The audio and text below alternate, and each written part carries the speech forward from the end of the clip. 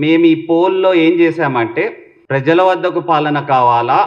Farm house నాయకులకి బానిసత్వం చేస్తా ఆ పాలన కావాలా? అన్నది క్లియర్‌గా వెరీ క్లుప్తంగా దీంట్లో ఏ పార్టీని మెన్షన్ చేయలేదు. ఏ నాయకుడిని మెన్షన్ చేయలేదు. కేవలం పరిపాలనా విధానాన్ని, గవర్నెన్స్ అప్రోచ్ గురించి ఈ పార్టీనా, ఆ పార్టీనా అని కూడా మెన్షన్ చేయకుండా పరిపాలనా అప్రోచ్ గురించి పోల్ పెట్టాం. దీనికి ఏ పార్టీకి, ఏ నాయకుడికి సంబంధం లేదు. ప్రజల అభిప్రాయం ఏ పార్టీని మెచ్చుకుంటారన్నది మేము ఆల్రెడీ అసెంబ్లీ ఎలక్షన్స్‌లో చూసాము.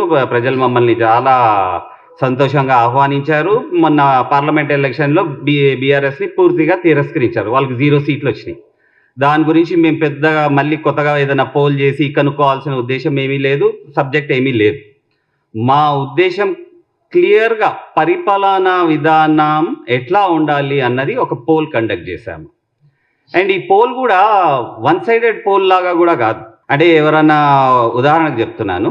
ఎవరినన్నా ఒక మనిషిని అడిగి మీరు ఇంకా మీ భార్యను కొడుతున్నారా అని ఎవరన్నా అడిగారనుకోండి. వాడు సమాధానంలో యెస్ అన్నాడనుకోండి. వాడు చేస్తుంది తప్పు బయటపడతది. నో అన్నాడనుకోండి. ఇప్పుడు వరకు కొడతా వచ్చావు, ఇప్పుడు మానేసావు అన్నట్టు అట్లా one sided, lop sided poll కాదిది. వెరీ న్యూట్రల్‌గా not concern to any political party, not concern to any leader. పరిపాలనా విధానం ఎట్లా ఉండాలి?